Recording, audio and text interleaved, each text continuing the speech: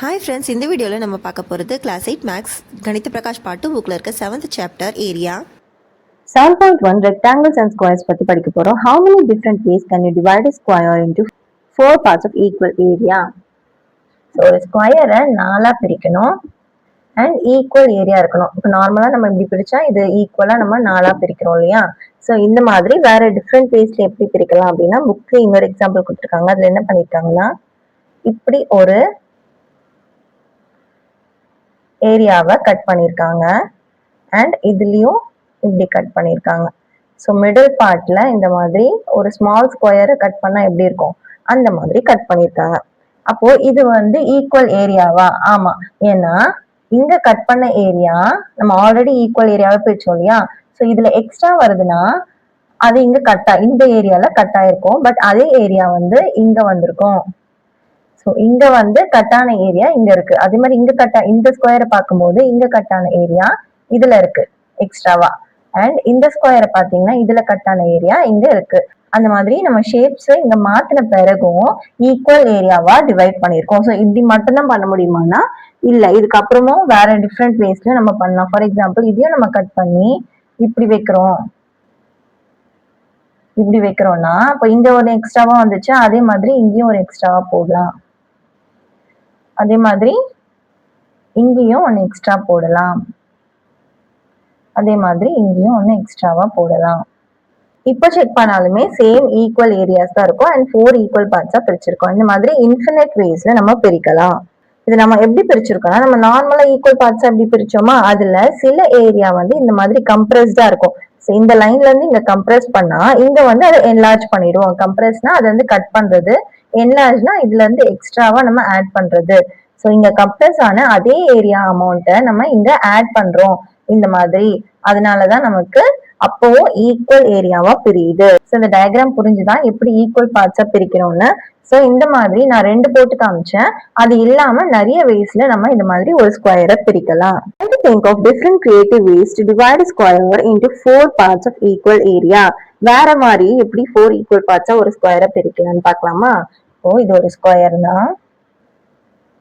இப்போ நம்ம இப்படி டயகனலாவும் பிரிக்கலாம். ஸோ இதுவுமே 4 ஈக்குவல் பார்ட்ஸா பிரியும் அண்ட் இதிலுமே நம்ம கம்ப்ரஸ் அண்ட் என்லார்ஜ் பண்ணலாம். ஃபார் எக்ஸாம்பிள் இந்த டயக்ராம்ல பாத்தீங்கன்னா இங்க ஷேடட் ஏரியா மட்டும் பாருங்க.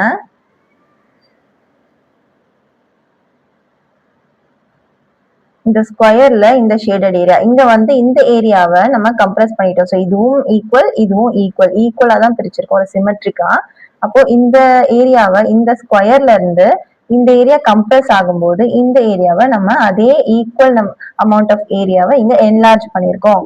இப்போ இது ஒரு ஏரியா அண்ட் அதே மாதிரி இதை பாத்தீங்கன்னாலும் அதே மாதிரி ஷேப்ல தான் இருக்கும். ஸோ இது செகண்ட் ஈக்குவல் பார்ட் அண்ட் இங்க இருந்து இது பாத்தீங்கன்னா தேர்ட் ஈக்குவல் அண்ட் இங்க ஃபோர்த் ஈக்குவல்னு 4 ஈக்குவல் பார்ட்ஸா பிரிக்கலாம். அண்ட் வேற எப்படி 4 ஈக்குவல் பார்ட்டா பிரிக்கலாம்னா ரெக்டாங்கிள்ஸாவும் பிரிக்கலாம். இந்த மாதிரி 1 2 3 4னு 4 ஈக்குவல் பார்ட்ஸ் ஆஃப் ரெக்டாங்கிளா ஒரு ஸ்கொயரை நம்ம பிரிக்கலாம். ஸோ முன்னாடியே ஒரு எக்ஸாம்பிள் சொல்லியிருந்தேன் புக்ல இல்லாதது. இது செகண்ட், இது தேர்ட். இது இல்லாம நம்ம டிஃப்ரெண்ட் வேஸ்ல எப்படி வேணாலும் வரையலாம். நம்ம ஈக்குவல் சிமெட்ரிக் பார்ட்ஸா பிரிச்சு அதை ஒரு பக்கம் என்லார்ஜ் பண்ணி ஒரு பக்கம் கம்ப்ரஸ் பண்ற மாதிரி 4 ஈக்குவல் பார்ட்ஸா நம்ம பிரிக்க முடியும். You might have seen the Rangoli art form in which the regions of different shapes are beautifully colored using Rangoli powder. இப்போ இதை பாத்தீங்கன்னா அந்த ஸ்கொயருக்குள்ளேயே ஒரு ரங்கோலி கோலம் எல்லாம் பாத்திருக்கீங்களா? ஸோ அந்த மாதிரி ஒரு ரங்கோலி மாதிரி வரைஞ்சிருக்கோம். அதை வச்சு நம்ம இந்த ஸ்கொயரை ஈக்குவல் பார்ட்ஸா பிரிச்சிருக்கோம். அண்ட் இப்போ நார்மலா ரங்கோலி எப்படி வரைவாங்கன்னா இந்த மாதிரி போட்டு இப்படி ஜாயின் பண்ணிலாம் வரைவாங்க. ஸோ இந்த மாதிரி ஷேப்ஸ் தான் நம்ம மேக்ஸ்ல தான் படிச்சிருக்கோம். அது ரங்கோலி ஒரு ஆர்ட் ஃபார்மா இருந்தாலுமே அதை பத்தி நம்ம மேக்ஸ்ல படிக்கிறோம். ஈக்குவல் பார்ட்ஸா பிரிச்சாதான் அது அவ்வளவு அழகா வரும். ஒன்னு சின்னதாவும் ஒன்னு பெருசாவும் பண்ணா வராது. ஸோ ஒரு ஈக்குவல் பார்ட்ஸ் அண்ட் ஈக்குவல் ஏரியாஸ்ல நம்ம அதை பிரிக்கிறோம். இப்போ இந்த ரங்கோலி ஒரு ஆர்ட் ஃபார்மா இருந்தாலுமே இதுல மேக்ஸ் எப்படி பாக்குறோம் பாருங்க. இப்போ இதுக்கு எவ்வளவு கோலமாவு யூஸ் ஆகும், இதுக்கு வந்து ரெட் கலர் கொடுக்குறோம், இது வந்து கிரீன் கலர் கொடுக்குறோம்னா அப்போ இதோட ஏரியா எவ்வளவோ அண்ட் ஒரு ஏரியாவுக்கு எவ்வளவு கோலமாவு யூஸ் ஆகுதோ அது மற்றதுக்கெல்லாம் சேர்த்து நம்ம யூஸ் பண்ணலாம். அதே மாதிரி இதுக்கு கிரீன் கலர்னா இந்த ஏரியா எவ்வளோ அண்ட் இந்த ஏரியாவுக்கு எவ்வளவு கோலமாவு யூஸ் ஆகும், அந்த மாதிரி எல்லாத்துலயுமே மேக்ஸ் இருக்கு. Which of these rectangles require more rangoli powder to be colored if coloring is done evenly? இப்போ 2 ரெக்டாங்கிள் கொடுத்துருக்காங்களா? அதுல எது அதிக ஏரியாவோ அதுலதான் வந்து நம்ம நிறைய கலர் யூஸ் பண்ணுவோம். ஸோ எதுக்கு ரங்கோலி பவுடர் அதிகமா யூஸ் பண்ணணும்னு கேக்குறாங்க. அதுக்கு நம்ம அந்த ஏரியாவை கண்டுபிடிக்கணும். ஃபர்ஸ்ட் ரெக்டாங்கிளோட ஏரியா நம்ம எப்படி கண்டுபிடிப்போம்? L into B, length 7 and breadth 4 னா 7 4s are 28. And the next rectangle வந்து 8 into 3 which is 24. இப்போ எதோட ஏரியா அதிகமா இருக்கு? 24 units. இந்த 7 is to 4 அந்த ஏரியா தான் அதிகமா இருக்கு. அந்த ரெக்டாங்கிளோட ஏரியா தான் அதிகமா இருக்கு. இப்போ இந்த ஏரியாவை நம்ம எப்படி கால்குலேட் பண்ணுவோம்? இந்த 7 லென்த் அண்ட் 4 பிரெத்ன்னு கொடுக்குறாங்கன்னா இந்த 28 யூனிட்ஸ் எப்படி வருது? இங்க 4 யூனிட்ஸ் இருக்கு. 1 2 3 4 அண்ட் இங்க பாத்தீங்கன்னா 7 யூனிட்ஸ் இருக்கு. ஸோ இது ஒரு யூனிட்னா அப்போ மொத்தம் எத்தனை யூனிட்ஸ் இருக்கு? இங்க லென்த்ல பாத்தீங்கன்னா 7 யூனிட்ஸ். 1 2 3 4 5 6 7 and பிரெத்ல 1 2 3 4 4 units. அதுதான் வந்து லென்த் அண்ட் பிரெத்தா கொடுத்துருக்காங்க. அப்போ இந்த ஏரியான்னு பார்க்கும்போது நமக்கு எவ்வளவு வரும்? 7 into 4. அதாவது இது ஒவ்வொன்றா எண்ணி பார்க்கணும். 1 2 3 4 5 6 7 8 9 10 11 12 13 14 15 16 17 18 19 20 21 22 23 24 25 26 27 28. So 28 யூனிட்ஸ் இருக்கு. அதுதான் இந்த 7 into 4 28 யூனிட்ஸ் இந்த ஏரியா கால்குலேட் பண்றோம். So by finding the number of unit squares, இதுதான் ஒரு யூனிட் ஸ்கொயர். இந்த மாதிரி எத்தனை நம்பர் ஆஃப் யூனிட் ஸ்கொயர் இருக்குன்னு இந்த ரெக்டாங்கிள்ல நம்ம பார்த்தா அதோட ஏரியா தெரிஞ்சிடும். What is the area of each triangle in this rectangle? ஒரு ரெக்டாங்கிள் கொடுத்துருக்காங்களா, அதுல அதை ஹாஃபா பிரிச்சிருக்காங்க ஒரு டயகனல் வச்சு. அண்ட் அதுல வர ட்ரையாங்கிள் ஓட ஏரியா கேக்குறாங்க.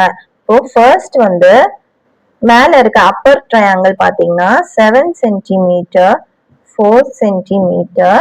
இது ஒரு ரைட் ஆங்கிள் ட்ரையாங்கிளா எடுத்தோம்னா இது வந்து ஒரு பேஸ் அண்ட் இது வந்து ஹைட். இப்போ இதோட ஏரியா என்னவா இருக்கும்? half into base into height. இப்போ half into 4 into 7. 2 2 கேன்சல் ஆயிடுச்சுன்னா 14. அண்ட் கீழே இருக்க ட்ரையாங்கிள் பாத்தீங்கன்னா அதுக்குமே இங்க 7 சென்டிமீட்டர் இங்க 4 சென்டிமீட்டர் வருமா? இது ரைட் ஆங்கிள் ட்ரையாங்கிளா எடுத்தோம்னா இது வந்து பேஸ், இது வந்து ஹைட். அதேதான் half into base into height. Base வந்து 4, ஹைட் வந்து 7. இப்போ அதே 14 தான் வரும். 14 சென்டிமீட்டர் ஸ்கொயர் சென்டிமீட்டர்ல இருக்கு.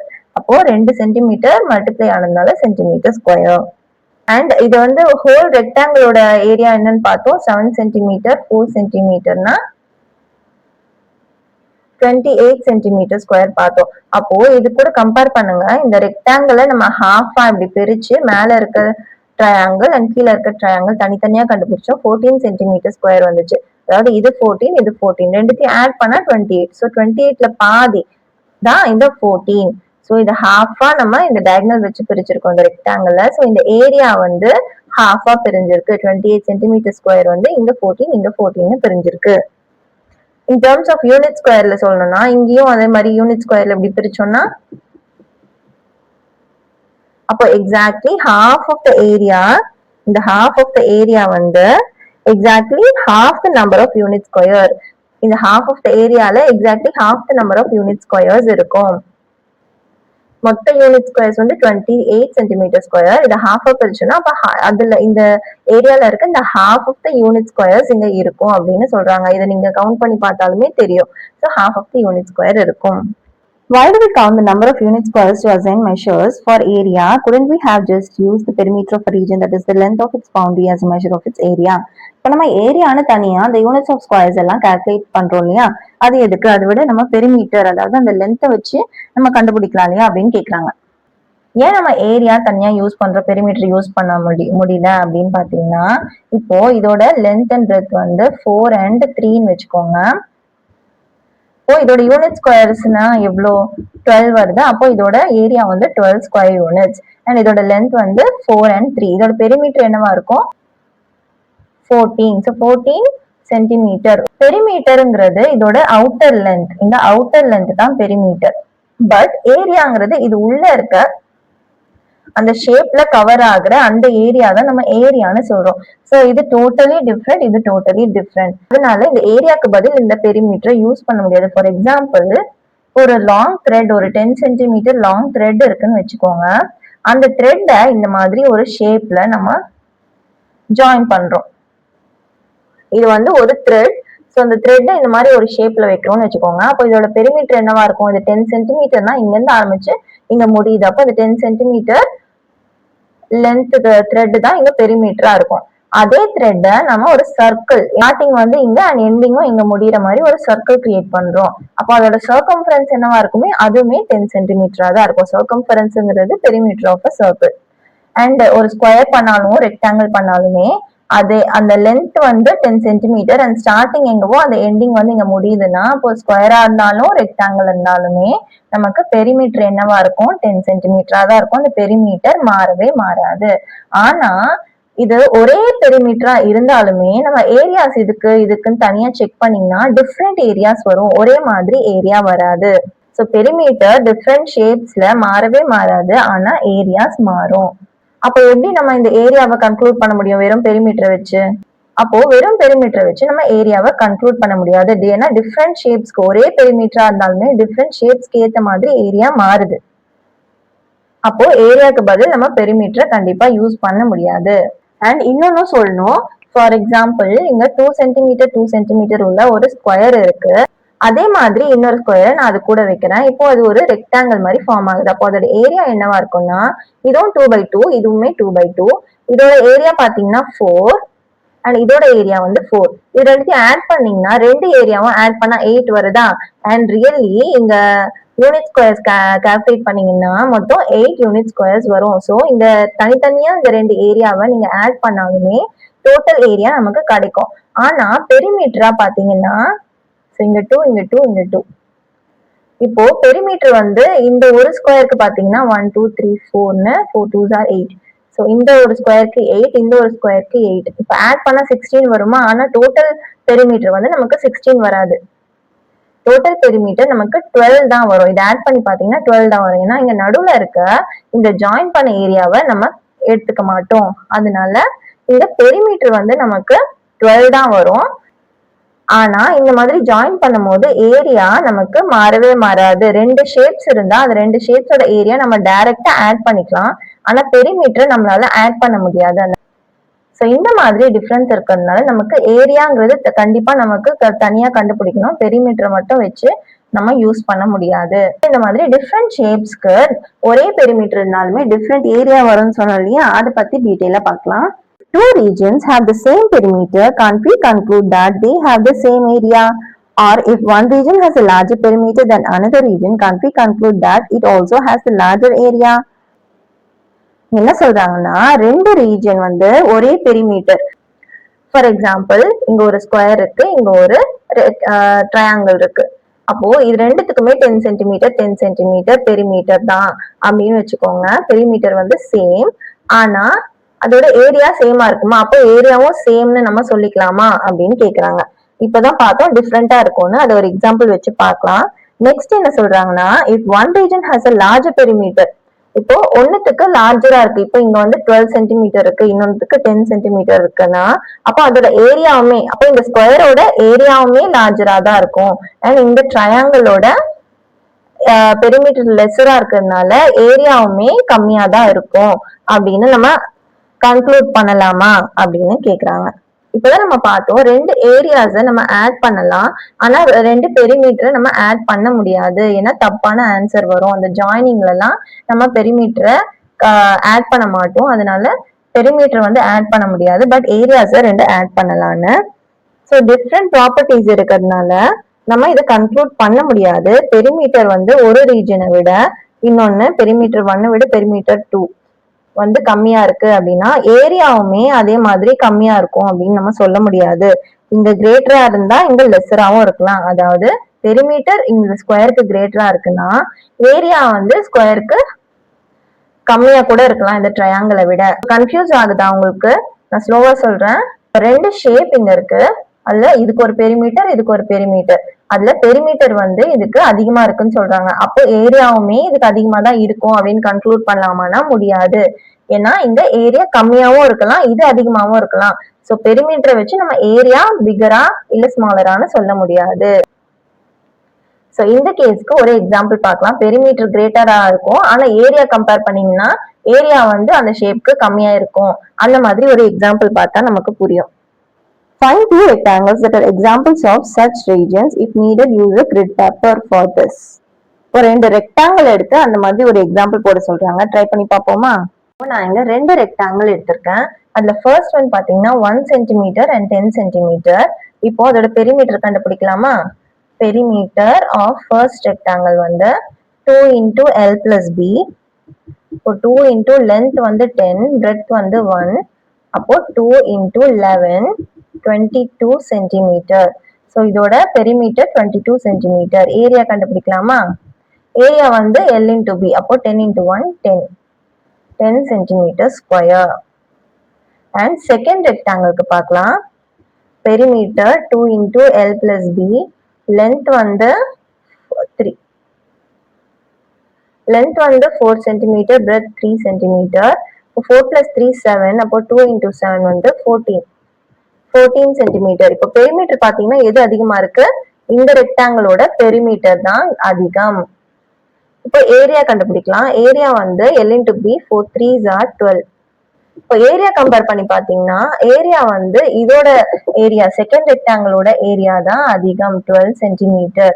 ஸோ பெரிமீட்டர் பாத்தீங்கன்னா இந்த ரெக்டாங்கிள் அதிகமா இருக்கு. ஸோ அதை வச்சு நம்ம இதுதான் ஏரியாவும் அதிகமா இருக்குன்னு சொல்ல முடியுமா? முடியாது. ஏன்னா ஏரியா வந்து இந்த செகண்ட் ரெக்டாங்கிளோட ஏரியா தான் அதிகமா இருக்கு, 12 சென்டிமீட்டர் ஸ்கொயர். ஒரு எக்ஸாம்பிள் பாத்தீங்கன்னா புரிஞ்சுதா? பெரிமீட்டர் அதிகமா இருந்தா ஏரியாவும் அதிகமா இருக்குன்னு நம்ம கன்க்ளூட் பண்ண முடியாது. அதுக்காக பெரிமீட்டர் அதிகமா இருந்தா ஏரியா கம்மியா இருக்கணும் இல்ல. ஒருவேளை இந்த மாதிரி இல்லாம ஏரியாவும் இங்க அதிகமா இருக்கவும் சான்ஸ் இருக்கு. ஒருவேளை ரெண்டு பெரிமீட்டருமே ஈக்குவலா இருந்துச்சுன்னா அப்போ ஏரியா டிஃப்ரெண்டா வரவும் சான்சஸ் இருக்கு. இப்போ அதுக்குமே நம்ம எக்ஸாம்பிள் பார்க்கலாம். Also give an example of two regions of other shapes where the region with the larger perimeter has the smaller area. This property should be visually clear in your example. இங்க என்ன கேட்டிருக்காங்கன்னா ரெண்டு different shapes வச்சு compare பண்ண சொல்லியிருக்காங்க. அதுல வந்து perimeter வந்து அதிகமா இருக்கணும், பட் ஏரியா வந்து கம்மியா இருக்கணும். அண்ட் அது விஷுவலாவும் தெரியணும். அந்த டயக்ராம் பார்த்தாலே நமக்கு விஷுவலாவும் தெரியணும் அப்படின்னு சொல்றாங்க. இப்போ நான் ரெண்டு டிஃப்ரெண்ட் ஷேப்ஸ் எடுத்திருக்கேன். ஒன்னு ரெக்டாங்கிள், ஒன்னு ஸ்கொயர். இப்போ first perimeter of the rectangle பாத்தீங்கன்னா 2 into L plus B. அப்போ 2 into 1 plus 12. 2 13s are 26 centimetre வருது. இப்போ பெரிமீட்டர் ஆஃப் ஸ்கொயர் பார்க்கலாம். ரெண்டுமே பெரிமீட்டர் கண்டுபிடிச்சிடலாம் ஃபர்ஸ்ட். இப்போ பெரிமீட்டர் ஆஃப் ஸ்கொயர்னா 4a. 4 into இதோட சைடுமே 4. 4 4s are 16 சென்டிமீட்டர். அப்போ பெரிமீட்டர் எதுக்கு அதிகமா இருக்கு? இந்த ஷேப்போட, இந்த ரெக்டாங்கிளோட ஷேப்போட பெரிமீட்டர் தான் அதிகமா இருக்கு. இப்போ ஏரியா பார்க்கலாம். ஏரியா ஆஃப் த ரெக்டாங்கிள் வந்து L into B 1 into 12 which is equal to 12 centimeter square. And area of square பாத்தீங்கன்னா 4 into 4 which is equal to 16 centimeter square. அப்போ ஏரியா எது அதிகமா இருக்கு? ஏரியா ஆஃப் ரெக்டாங்கிளா இல்ல ஏரியா ஆஃப் ஸ்கொயரா? ஏரியா ஆஃப் ஸ்கொயர் தான் கிரேட்டரா இருக்கு. இதே பெரிமீட்டர் பாத்தீங்கன்னா பெரிமீட்டர் ஆஃப் ரெக்டாங்கிள் தான் கிரேட்டர். ஸோ டிஃப்ரெண்ட் ஷேப்ஸ் இதுல பாத்தீங்கன்னாவே தெரியும். ஸோ இதுல பாத்தீங்கன்னாவே உங்களுக்கு தெரியும், இது வந்து பெரிய ஏரியா மாதிரி தெரியுது. இது வந்து மெலிசா போறதுனால உங்களுக்கு சின்ன ஏரியா தான் இருக்கு. ஸோ விஷுவலாவும் நல்லாவே தெரியுது இதுதான் பெரிய ஏரியா அப்படின்னு. ஆனா பெரிமீட்டர் லென்த்தா பாத்தீங்கன்னா இதுதான் இருக்கு. அதனாலதான் இந்த பெரிமீட்டர் வந்து அதிகமா இருக்கு இதுல. ஸோ பெரிமீட்டர் அதிகமா இருந்தாலுமே ஏரியா கம்மியா இருக்குங்க. ஸோ இது ஒரு டிஃப்ரெண்ட் ஷேப்ஸ்ல கொடுக்குற ஒரு எக்ஸாம்பிள். ரெண்டு ஷேப்ஸ் ஈக்குவல் பெரிமீட்டர் இருந்தாலுமே ஏரியா டிஃப்ரெண்டா இருக்கும்னு சொன்னோம் இல்லையா? சோ அதுக்கு ஒரு எக்ஸாம்பிள் பார்க்கலாம். இப்போ ஒரு ரெக்டாங்கிள் எடுத்திருக்கோம். அதோட லென்த் அண்ட் பிரெத் வந்து 9 சென்டிமீட்டர் அண்ட் 2 சென்டிமீட்டர். அண்ட் இன்னொரு ரெக்டாங்கிள் வந்து 7 சென்டிமீட்டர் அண்ட் 4 சென்டிமீட்டர். இப்போ இது ரெண்டுத்துக்கும் பெரிமீட்டர் கண்டுபிடிப்போமா? இதுக்கு வந்து perimeter equal to 2 into L plus B. 2 into Lங்கிறது 9 plus breadth 2 which is equal to 2 into 11. இப்போ 22 சென்டிமீட்டர்ஸ் வருது. இப்போ இந்த ரெக்டாங்கிளுக்கு நம்ம கண்டுபிடிக்கணும்னா perimeter equal to 2 into L7. breadth வந்து 4. இப்போ 7 plus 4 வந்து 11. இப்போ 2 into 11 அதே 22 சென்டிமீட்டர் தான் வருது. So different length and breadth இருந்தாலுமே சேம் பெரிமீட்டர் தான் வருது இந்த ரெண்டு ஷேப்ஸ், இந்த ரெண்டு ரெக்டாங்கிளுக்குமே. இப்போ இதோட ஏரியாஸுமே இதே மாதிரி சேமா இருக்கான்னு பாப்போமா? இப்போ ஏரியா ஆஃப் ஃபர்ஸ்ட் ஒன் வந்து 2 into 9 L into B. இப்போ 9 2s are 18. இதே ஏரியா ஆஃப் இந்த ரெக்டாங்கிள் பாத்தீங்கன்னா 7 into 4 which is 28. இப்போ இதோட ஏரியா தான் நமக்கு பெருசா இருக்கு. ஸோ ஸோ ரெண்டு பெரிமீட்டருமே சேமா இருக்கு. ஆனா ஏரியா பாத்தீங்கன்னா இந்த ரெக்டாங்கிள் பெருசா இருக்கு, இந்த ரெக்டாங்கிள் சின்னதா இருக்கு. ஸோ பெரிமீட்டர் ஈக்குவலா இருந்தாலுமே நமக்கு ஏரியா டிஃப்ரெண்டா தான் வருது. ஸோ பெரிமீட்டரை வச்சு நம்ம ஏரியா பெருசா இருக்கு, சின்னதா இருக்கு, இல்ல ஈக்குவலா இருக்குன்னா நம்ம சொல்லவே முடியாது. ஸோ இந்த எக்ஸாம்பிள்ஸ் போதும்னு நினைக்கிறேன். Next figure it out question page நம்ம 150ல இருக்கிறத பார்க்கலாம். தேங்க்ஸ் ஃபார் வாட்சிங். இந்த வீடியோ உங்களுக்கு பிடிச்சிருந்ததுன்னா லைக் பண்ணுங்க, உங்க ஃப்ரெண்ட்ஸ்க்கு ஷேர் பண்ணுங்க. அண்ட் ஃபார் மோர் வீடியோஸ் கல்வி கிராஃப்ட் சேனலை சப்ஸ்கிரைப் பண்ணுங்க. தேங்க்யூ.